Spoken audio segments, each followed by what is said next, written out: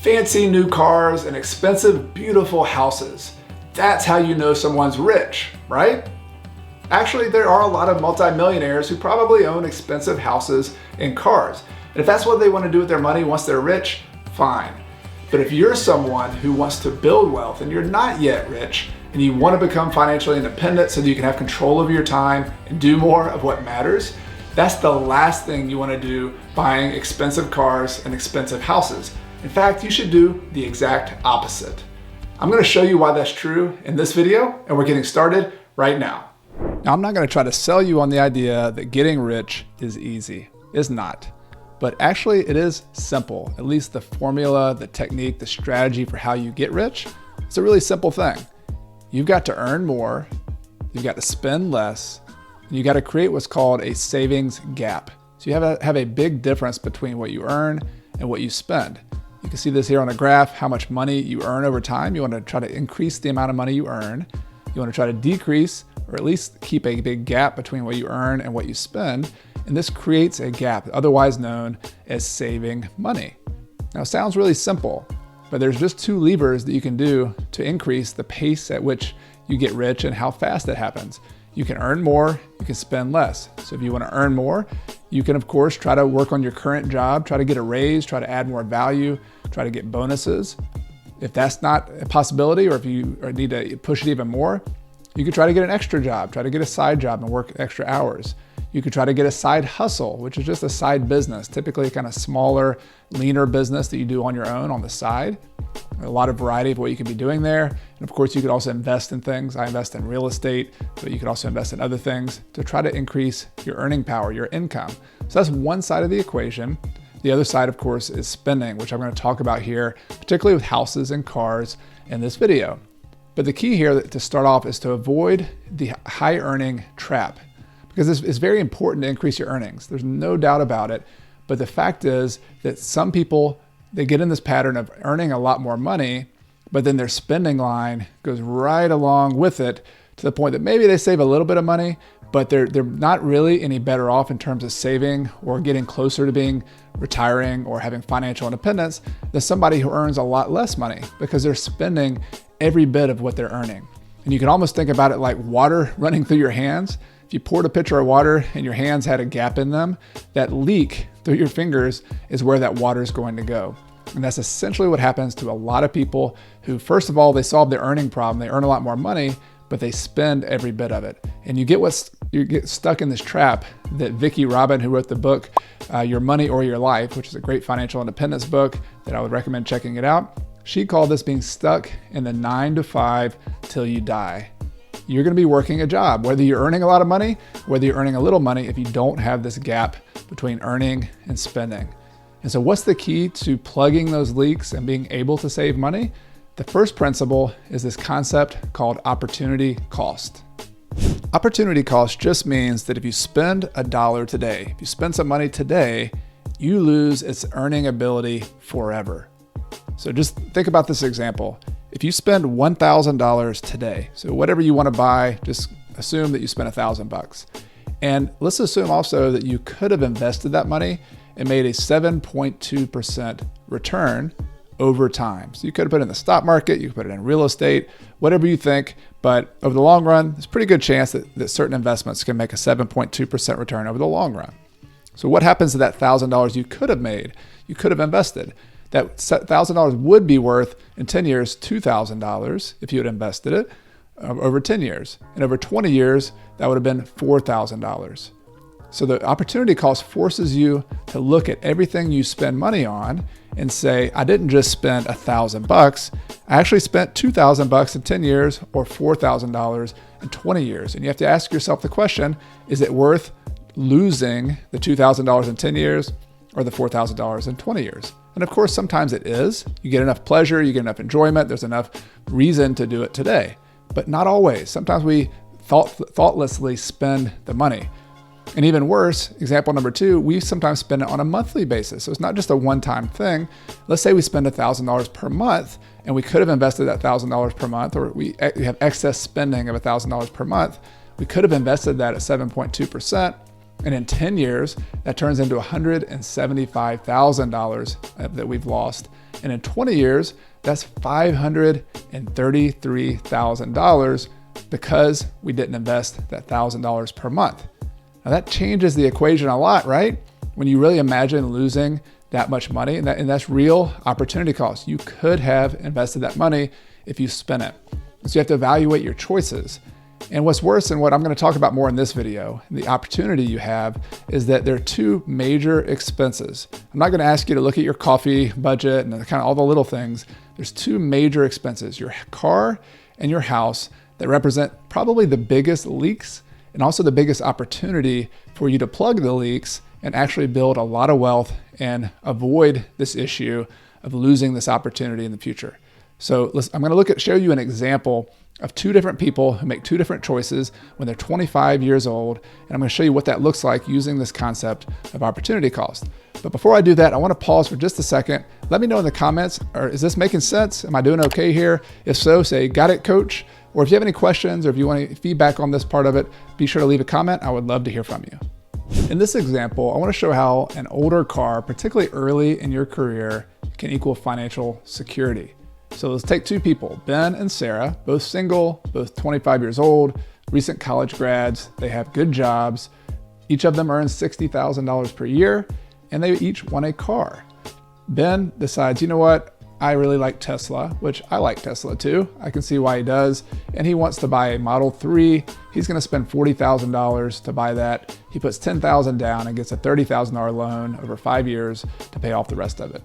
Sarah, on the other hand, says, you know what? I don't think I want to spend that much money this early in my career. I've heard about opportunity cost, and I'm going to spend $10,000 cash buying a 10-year-old Toyota Camry that has 100,000 miles on it.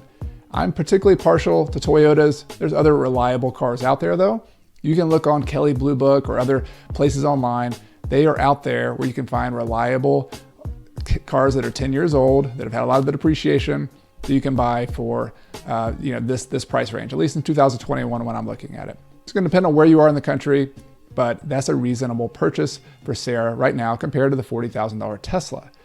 So is the difference really that they have a $30,000 difference in car price? Did Ben spend $30,000 more than Sarah? Or remember opportunity cost? Could she have invested that money, that difference at 7.2%, which she probably did if she made that kind of smart choice. She put it in the stock market, she put it in some real estate, whatever the case. And 10 years later, that $30,000 has turned into $60,000. And then 20 years, that $30,000 has turned into $120,000. And let's kind of fast forward the story a little bit more just to talk about financial security. 20 years from now, each of them are 45 years old. So she invests $120,000 in, let's say, a rental property. That's my bread and butter. She puts 25% down on a $482,000 rental property that has a net operating income of $35,000 per year.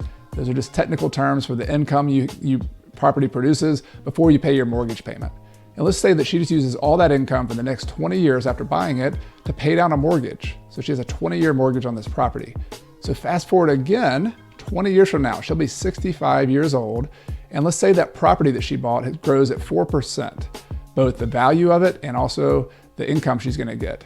4% growth means she'll have over $1 million rental property at 65 years old, and she'll have $76,000 per year in income, and she's paid her mortgage off, right? So she has $76,000 in income for the rest of her life.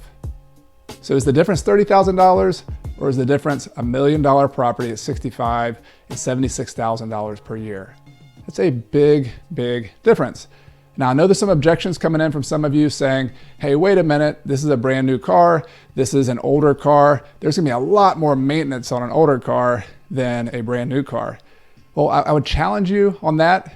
In my experience, I've tracked my expenses for almost 20 years. I've owned older Toyotas, things like that. Every car you own has maintenance. Yes, there might be some difference in electric cars and other cars, but every car, new or old, has regular maintenance. You have to change the oil, things break. And yes, you are gonna have to replace this car at some point, right? Maybe 20 years later, or 10 years later, you have to replace the Toyota Camry. But if you buy the same $10,000 car in another 10, 20 years, maybe that's a $15,000 car, $20,000 car, and here you have this money saved up, a lot more money than the cost of that replacement. So either way, Sarah is ahead. What particular numbers they end up being might be a little bit different, but investing early spending less on a reliable used car is very, very clear that that's going to put you in a much better financial situation. But this is just one choice. This is one choice that they made at 25 years old. Let's continue this example and let's look at another big leak in people's financial budget, their house. So both Ben and Sarah have decided it's time to buy a house. Whether they started a family perhaps, got married or had kids, or it's just the time of their life. They say, I want to buy a house. And Ben makes the choice to buy a new house. And his price is $355,000. And I know there's going to be all over the country different price points in a kind of median price for a suburban area of Atlanta, of some of the bigger cities in the South, maybe in the Midwest, in Texas. That's not an unreasonable number. So we're going to start with $355,000 new house. He puts $50,000 down. That's how much he's saved up, and also Sarah has saved up. And he has a $305,000 loan, 3.1% interest. So he's going to pay $1,300 per month, plus his other costs like taxes and insurance and maintenance, things like that, on a 30-year mortgage. Sarah, on the other hand, says, you know what, I'm going to, once again, recognize opportunity cost. I'm going to buy a nice house in a good location, but it's going to be older. It's going to need some cosmetic fixing up. You can move into it fine, but it has an older kitchen maybe, or just older paint. The landscaping's older. It has potential, but it's also a more modest size. You might have noticed that all new houses, they keep getting bigger and bigger and bigger. It's more economical for the builders to increase the size. They make more money on those last dollars per square foot. And so buying a more modest house and also buying a little bit of a fixer-upper allows her to buy it at $175,000, and she spends $15,000 in repairs, plus she does some kind of sweat equity herself, and she has now a $250,000 house. So she has about $190,000 invested and has a $250,000 value house because she bought a fixer-upper. Now she puts $35,000 down, so $35,000 here on the price plus $15,000 repairs equals $50,000, the same as what Ben spent. She gets a $40,000 loan, and she has a 3.1% interest, same rate, and $600 per month in a 30-year loan. So the question here is the difference just $165,000, the difference between the price of $355 minus $190? Is that the only difference? And is the difference only the $1,300 minus $600, so the $700 per month, the difference in monthly payment they're paying?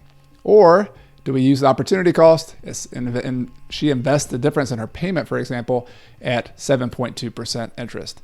So this can be a little more complicated. So let's now unpack and look at the increase in value of their houses, the pay down of their debt, and then also this investing of the difference in the monthly payment to see where they land in another 10 and 20 years. So the end result of this part of the example is a little more complicated because Ben and Sarah had these assets and they have different price assets. So we're going to make some assumptions here. Remember, Ben's house was originally worth $355,000. We're going to assume that it appreciates at 4% per year in over 20 years. So remember, he bought the house when he was 35 years old. So 20 more years, they'll both be 55 years old. And the house appreciates to a $778,000 value. So not bad, right? The debt that Ben owed was $305,000, and he paid it down to $134,000 by that 20-year period. And by the way, a lot of the calculations I'm doing, I didn't mention this earlier, are using a financial calculator, which you can get for free if you just Google financial calculator, but using it and understanding the time value of money is a really important skill. So if you want me to cover that in a future video, let me know in the comments. It's something I'm kind of doing behind the scenes here to get a lot of these numbers, but it's just want to let you know where those assumptions are coming from. Feel free, if you do use a financial calculator, to double check all the numbers, do the math yourself. That'll help you out. But in any case, Ben has a $134,000 debt. So his equity is the debt minus the value of $644,000. So that's how much wealth he has in this house that he's still living in. Again, not bad, right? $644,000 in equity. Well, let's look at what happened to Sarah. Sarah bought a property that, remember, was worth $250,000. She had $190,000 invested in it, but the value at that beginning time was $250,000. It appreciated at 4% as well, and so the end value is $548,000. She started off with a $140,000 debt. She paid that down to $61,000 in 20 years. So still had some debt owed. So the difference between $548 minus 61 is $487,000 in equity. But remember, that's not the only thing she had. She had a difference in payment of $700 per month between Ben and Sarah. And so she invested that extra $700 per month. Opportunity cost, remember, is 7.2%. She put that in just in an investment account, in an index fund probably, or something like that. And she made $373,000 in the end. That was the wealth that she had accumulated in that investment account by investing it monthly and letting it compound at 7.2%. Remember, she also had the car difference. So because she had spent less on the car, and that was $120,000 or so that she had also in an investment account. So if you add up her equity in the house and these two investment accounts, she has almost $1 million, $980,000 in wealth. So let's look at the difference there. The difference between 980 and 644 is about 336,000, or 52% more wealth for Sarah in her scenario than Ben's. But the other thing to point out is that $493,000, so this 373 plus 120, is in investment accounts. That's something she can actually draw on. If she gets dividends or if she gets rental income, she can actually live off that income. It's a lot harder to tap into your equity in your home. You live there. You either have to sell the house or you have to borrow more money and take the risk of borrowing more money. So home equity is great, but it's not quite as useful if you want to retire and use it as some of these other investments that Sarah has. And if you look at it, 493 invested, she's 55 years old. Let's say she wants to retire at 65.